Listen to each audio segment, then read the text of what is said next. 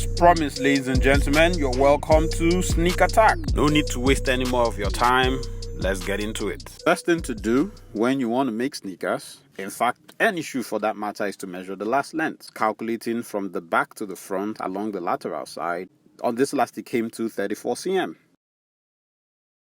Then we'll go ahead and, find the measurement, find several subdivisions of the last length. So the last length divided by 4 gave us 8.5 cm. The last length divided by 5, 6.8. And divided by 8 gave us 4.25 cm. Having found those subdivisions of the last length, we will, in this first part of the tutorial, also calculate the center line, the quarter line, the vamp line. We'll see the vamp point and the balls as well. So let's do the center line. The center line, of course, runs in the middle of the last, divided into a right side and a left side. It is drawn by eyeballing the center and then, using a straight edge or just drawing a line on a masking tape and using that to kind of like divide the last into two asymmetrical parts.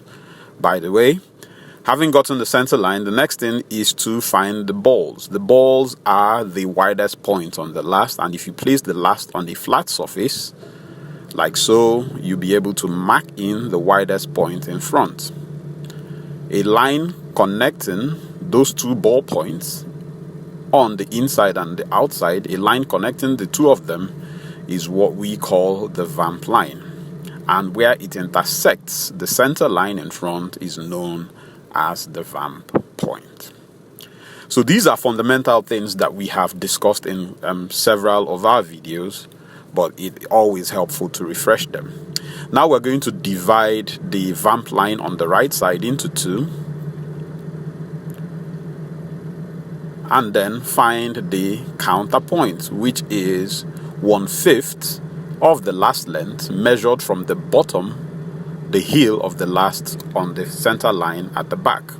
If we add 1 cm to the counterpoint, we would have the back height.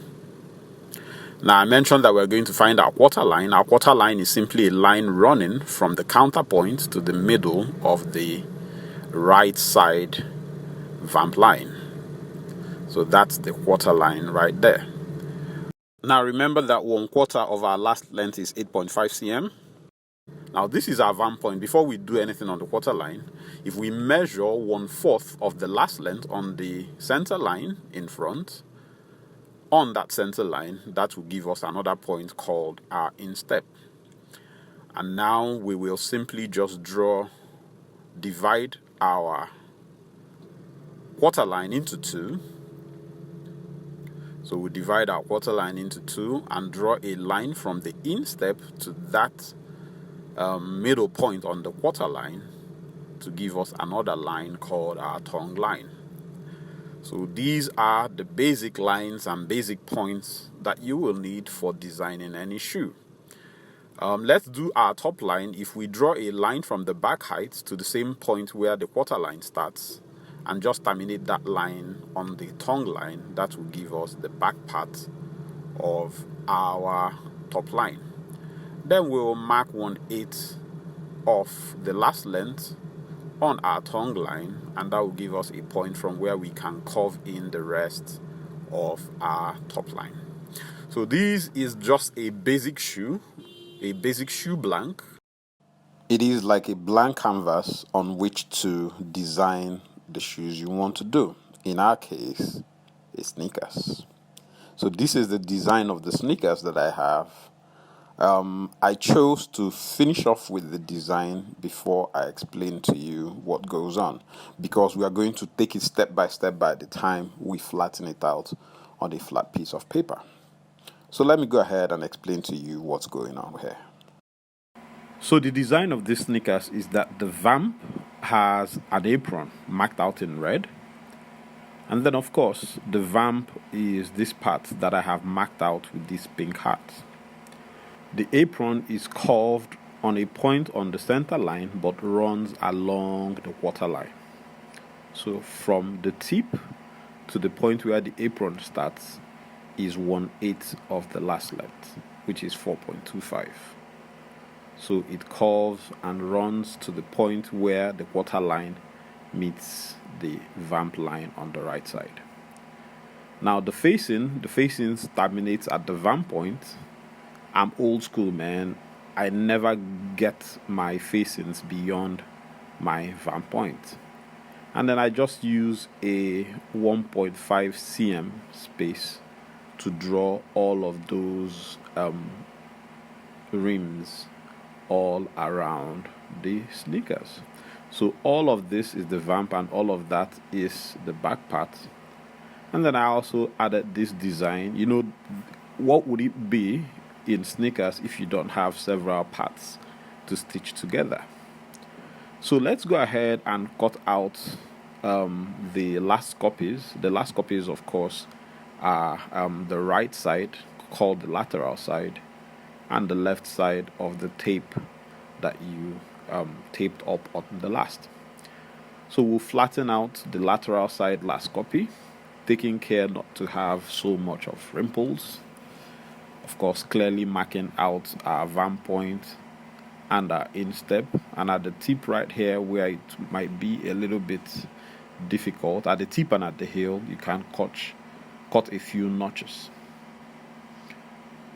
So I'll trim that out, and our lateral side last copy is well trimmed out and ready to go. We'll do the same for the medial side last copy, which is the inside last copy. Flatten it out again on a piece of cardboard, cut a few notches at the heel and flatten that out. Also cut a few notches at the tip, flatten that out, and then along the center line, being very careful not to have one big wrinkle.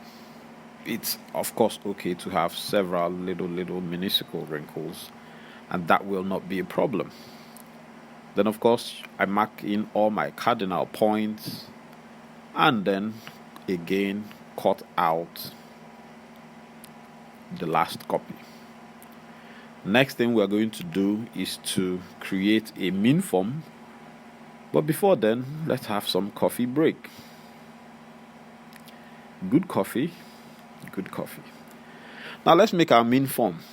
The min form is an average between both the inside last copy and the outside last copy, and we do that by placing one on top of the other and finding the middle between the two. So this is the inside. I flip it over and trace it out. Earlier on I cut a few notches along those cardinal points so that I'm able to mark them in. So that's the vamp point, that's the ball instep and counterpoint. Then I'll place the outside last copy on top of the inside one, heel to heel, tip to tip, and then trace that out as well, marking in all of my cardinal points once again. So I marked in my vamp point, my instep, my counterpoint, and then of course the vamp. This is basically a very symmetrical last. As you can see, there's not much difference between the right side and the outside, except for the edges, which of course accounts for the differential that you see down below there. Other than that, it's a pretty much symmetrical last. So I would have been in fine stead if I had just designed on this last with my lateral side last copy. But you know me, I like to fulfill all righteousness. So I went ahead and created my min form regardless, if only to be able to factor in the mean vamp line. It's worth it. So as again, it's an average between the outside vamp line and the inside vamp line, and that's it. So I divide that vamp line into two, and then draw, and that's of course my min form.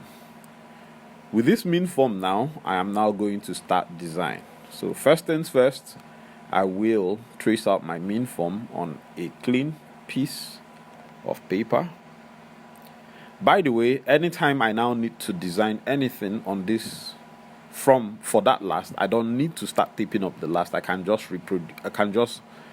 use the min form and start my design. So let's draw in the vamp line, divide that vamp line into two, draw in the quarter line. Now I'm taping up this vamp line because I don't want it to be confusing with my design lines, so I just taped it up.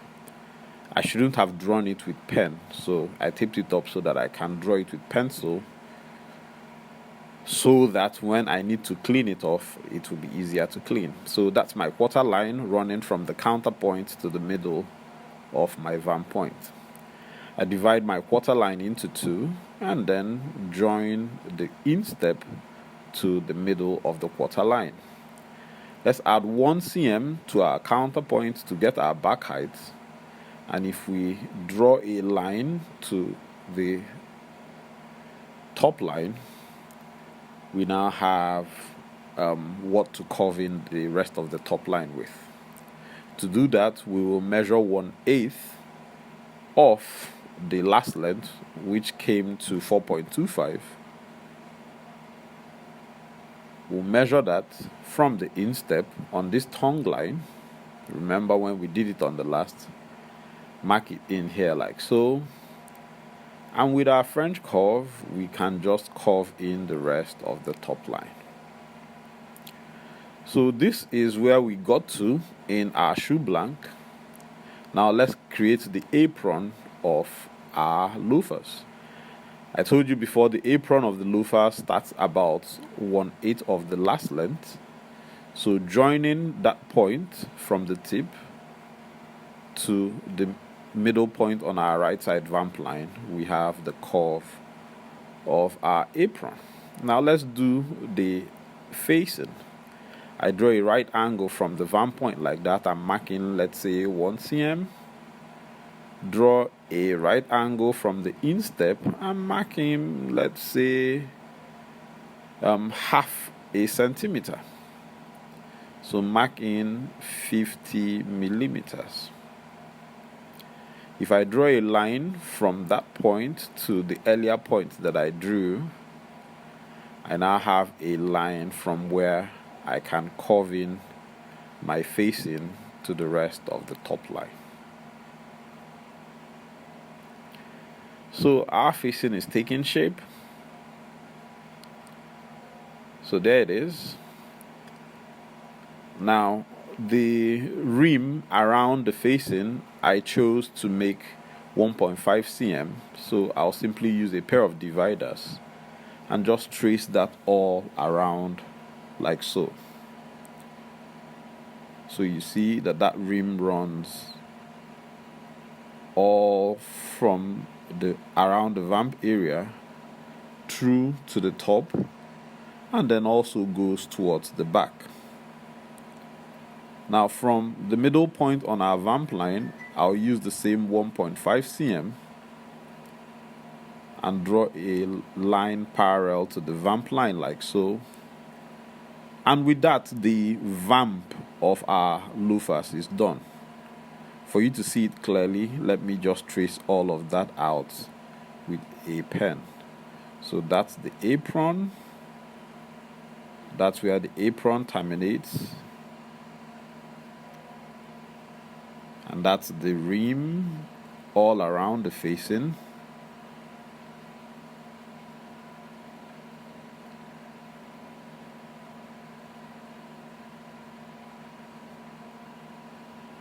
And then the rest of the rim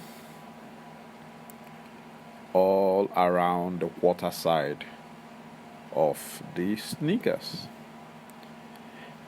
A sneakers has so much resemblance to a whole cut loaf Oxford, at least this type of sneakers, if you know what I mean. So I curve that in like this. And ladies and gentlemen, this sneakers is done. Let's just add that design element at the back there so that we can have some variety to our sneakers. I do that basically by drawing a line tangential to the top of the last, and then measuring in 1/8 of the last length on that line, drawing a right angle therefrom, And then from there also drawing another line which is half of the 1/8. And then from there draw a right angle, and then if I just curve, draw in a curve to blunt out the sharp edges, drawing a curve around there as well, and drawing a curve there. So this is what it looks like having done all of that. I can simply just use my French curve or use a pair of dividers and then add the same 1.5 cm all the way down to have that back flap. I wanted to add some more variety to it, and I used my French curve to trace in this curve like this, just to give it some flair.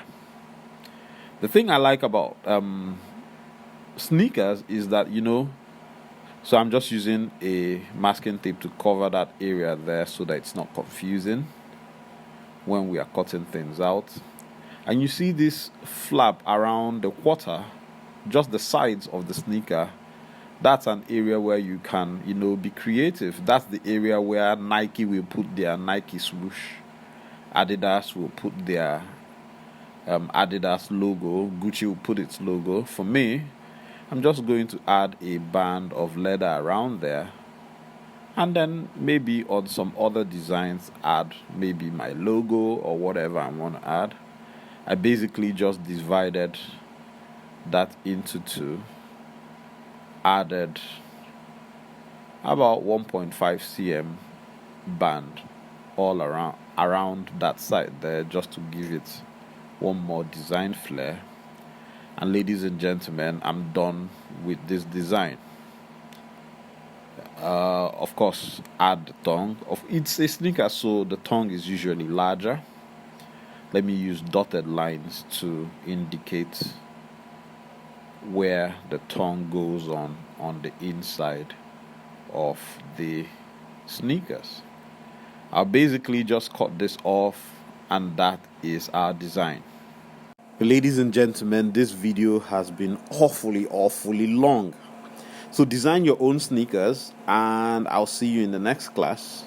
Meanwhile, let me go and get some coffee roasted. See you in the next class. God bless you, and peace.